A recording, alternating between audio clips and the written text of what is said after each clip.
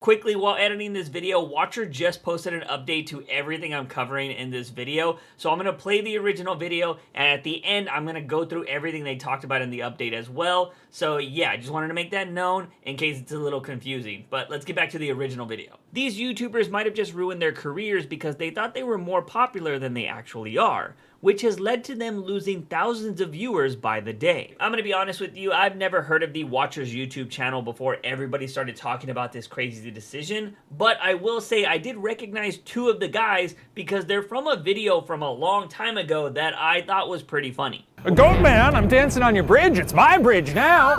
Turns out these three guys that started Watcher are actually from BuzzFeed and had two popular shows called Worth It and BuzzFeed Unsolved. Like many creators, they took their popularity from BuzzFeed and they used it to start their own company, but now why are all of their fans turning against them? Well, they dropped this video on YouTube called Goodbye YouTube, where they explain that going forward, all of their content is going to be on a paid streaming service that they own. This actually isn't uncommon for YouTubers that put out very high production content. Creators like Rhett and Link, Windover Productions, and Dropout all have their own versions of external sites where they provide more content than you see on YouTube. The one difference between them and Watcher is they all still make content on YouTube, whereas Watcher is telling all of their fans that going forward, if you want to see our content, you're gonna need to pay. But to be fair to Watcher, they did state that the season premieres of their shows are gonna be posted on YouTube, but if you want to watch the rest of the season, it's gonna be paywalled. You'll still occasionally see us on YouTube. We're gonna post trailers for our shows there. We're gonna have the season premieres of all of our series on there. But if you wanna watch the full seasons of all of our content, the streamer will be the exclusive home for all of that starting May 31st. So you might see why a lot of fans feel betrayed because they've been supporting these content creators for years, and yeah, the content has been free, but it's not like these creators weren't making money from that free content. But now those fans that have supported for years are no longer going to have an option to watch their content, and I can tell you, people are pretty pissed. Before I continue, hit that subscribe button because we're on our way to 1,000 subscribers on this channel, and it would really help out, and I can promise that I'll always post free content to my YouTube. At the time of recording, the Goodbye YouTube video has 30,000 likes to 206,000 dislikes. That's accompanied by a whole bunch of negative comments, and you can see that this is not going over well with the audience. And if you move over to Twitter, they are absolutely destroying Watcher over this decision. But for the most part, it seems like a lot of people are pissed because of how the guys are approaching the situation. One person on Twitter responded to Stephen Lim's Instagram post by saying this: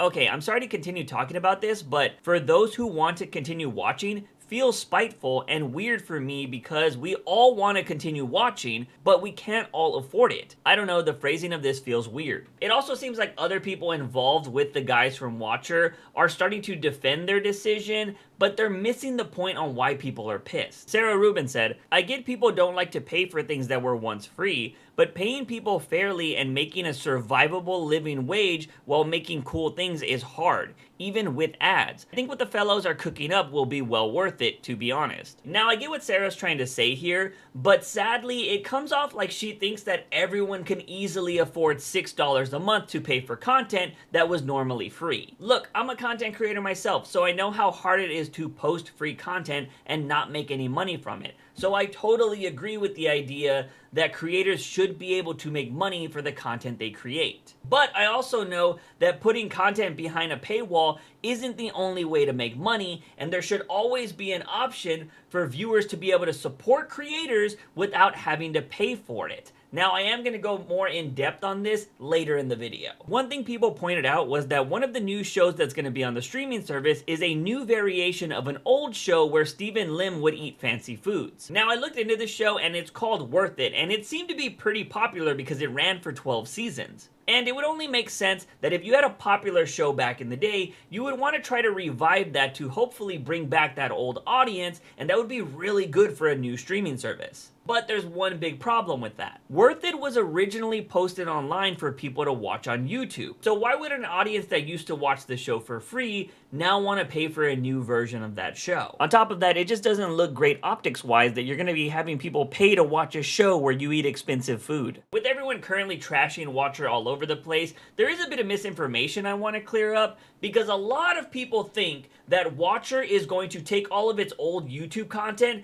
and put it behind a paywall and that is just false. The Watcher channel has even pinned a comment on that Goodbye YouTube video to clarify that that is not happening. But I will say, I think the reason this happened was because of the wording in the video. Yeah, the beta will be a transitional period where you'll still be able to access content on YouTube, but beginning May 31st, you'll need to become a member of our streaming service to access full seasons and new releases. With that clip, you might see why people thought the old content was going to be paywalled. The next thing I want to clear up is there were a few people saying that Watcher was making $100,000 on their Patreon, and I just don't believe that to be true, but it is possible. You see, what a lot of people don't know about Patreon is that there is a difference between members and paid members, and I'm pretty sure you could tell the difference. Unfortunately, you don't know how many paid members there are unless you go to the About Me section of their page. So the minimum that Watcher would be making on Patreon would be about $25,000 a month if everybody was subscribed to the $5 tier. But it could be as high as $500,000 if everybody was subscribed to the $100 tier. But that is extremely rare for the majority of Patreon supporters to be subscribed to the highest tier on any given Patreon page. So I highly doubt they're making $500,000. I would be shocked if they do actually make $100,000 a month, but since, you know, they do have that parameter set there, it's possible. Also, with them having a Patreon, it's another reason that people are extremely pissed at them, because they decided to launch this streaming service where everyone's gonna have to pay for their content now when they were already getting assistance from viewers. These guys just seem to be making a whole bunch of mistakes right now. One interesting thing about their Patreon though, they have actually went up in members and paid members since this whole drama started. So that could actually be a positive sign for them, or it could just be a bunch of disgruntled fans not caring about paying so they could voice their frustration. The Patreon numbers might be going up, but the YouTube numbers are going down because right now they have lost nearly 100,000 subscribers from their YouTube channel. So that is a huge indicator that people are not liking the decision about this streaming service. I do want to read some tweets from Hank Green, who's a pretty popular YouTuber and runs a bunch of successful YouTube channels,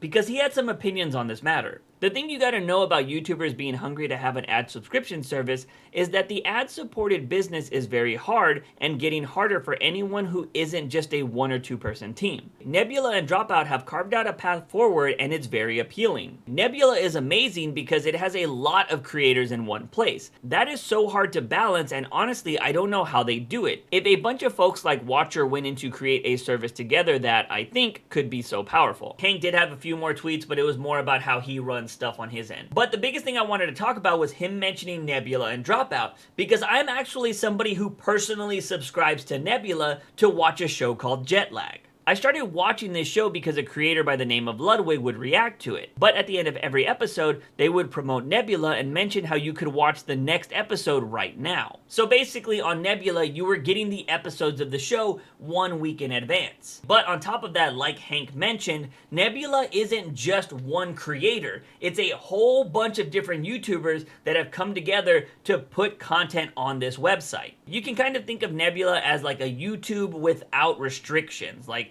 they don't have to worry about not including certain things if it's going to get them demonetized, which I think is kind of cool. And it's just another way to support creators that you already enjoy watching, but you don't have to if you don't want to, because their content is still going to be on YouTube. Well, at least the majority of it. This model could have easily been done by Watcher, and they could have said something like, oh yeah, we're going to be releasing our content week to week, but if you subscribe to our new streaming service, you could watch the whole season right now. That way you keep your core audience, but then you have an option for people that do want to support you to get even more content. You can actually add like behind the scenes or bonus stuff. Like I said, that show that I watched, Jetlag, they have a bonus podcast that goes over every episode if you want more content. Earlier in the video, I mentioned Rhett and Link, and they also have their own external site called Mythical Society. Now, if I remember correctly, their site is more like a Patreon, but they own everything. They're able to control everything, and they don't have to get a cut to Patreon.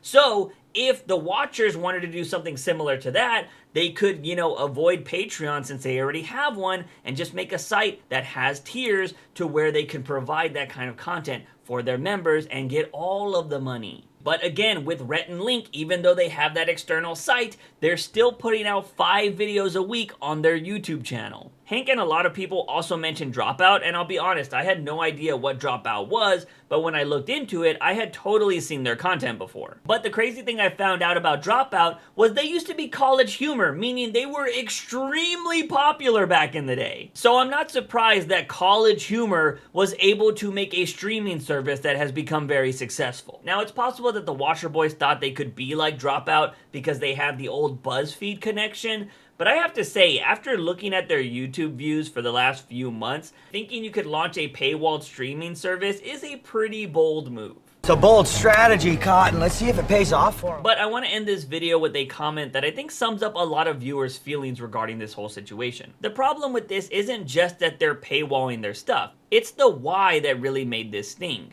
They are guys that came from BuzzFeed, an online entity that was destroyed by overhiring, insufficient spending, and mismanagement.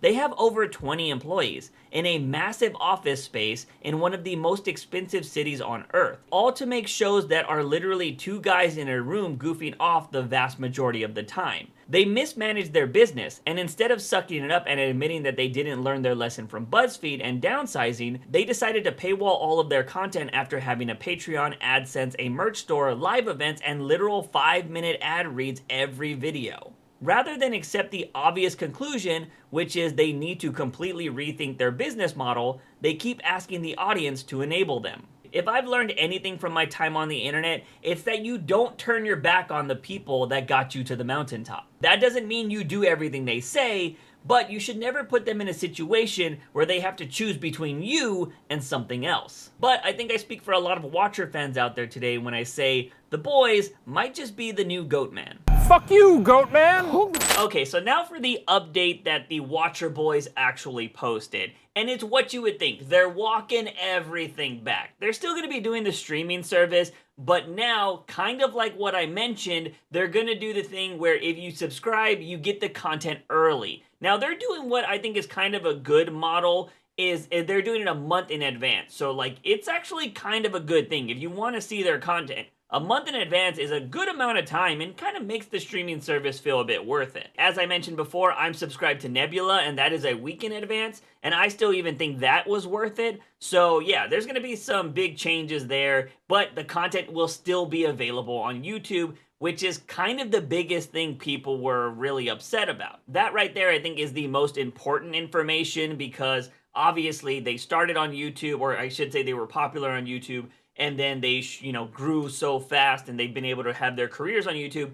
Content should stay on YouTube. So they fixed that thing. And then, of course, they apologize for basically being dickheads with how they handled the whole situation, which is what a lot of people were complaining about. They acted as if $6 was no problem and everybody should be able to afford that. That's another thing I mentioned and was another big talking point for a lot of people. They also mentioned how they handled, they kind of just treated everybody kind of like shit because, as I mentioned, you never turn your back on your audience, and it felt like that's what they did, so they were apologizing for that. They were also saying, they talked about the Patreon thing, another thing I mentioned, whereas they were already getting supported by Patreon people, so they let the people on Patreon know, if you supported us on Patreon, those people are going to be getting free subscriptions to the streaming service as well. And honestly, that's pretty much the video. Again, a lot of it is them just saying, we're sorry, we handled the situation poorly, yada, yada, yada. Basically, walking back their decision and how they did the announcement video, how they made their posts on Instagram and shit like that. They just said they handled the situation very poorly, which they did. It was a dickhead move the way they handled it. But I will say, I am always a fan of people that are able to walk stuff back because that you admit to yourself, we fucked up. We did the wrong thing, and they're going to try to save face. They have lost some fans 100%. There are some people that will not come back. They don't care about this update video. They're done. And that's fair. That's the risk you run when you don't think about all the different variables when you make a decision like this. But, maybe in time they'll be able to win them back. But as of now, it seems like at least they're going to try and make good to all the people that did stick around. They said that they will be issuing refunds to a lot of people that may not want to continue the service, or also that may have subscribed to Patreon and that also bought the service. Those people will get a refund. So they are definitely trying to make good on all of their bad decisions. which I will say that is pretty commendable. But yeah, that's basically the video. I wasn't expecting to have to do the update video to the original video in the same video, but here we are. Again, if you guys enjoy my content, hit that subscribe button. And as always, don't forget your daily dose of juice.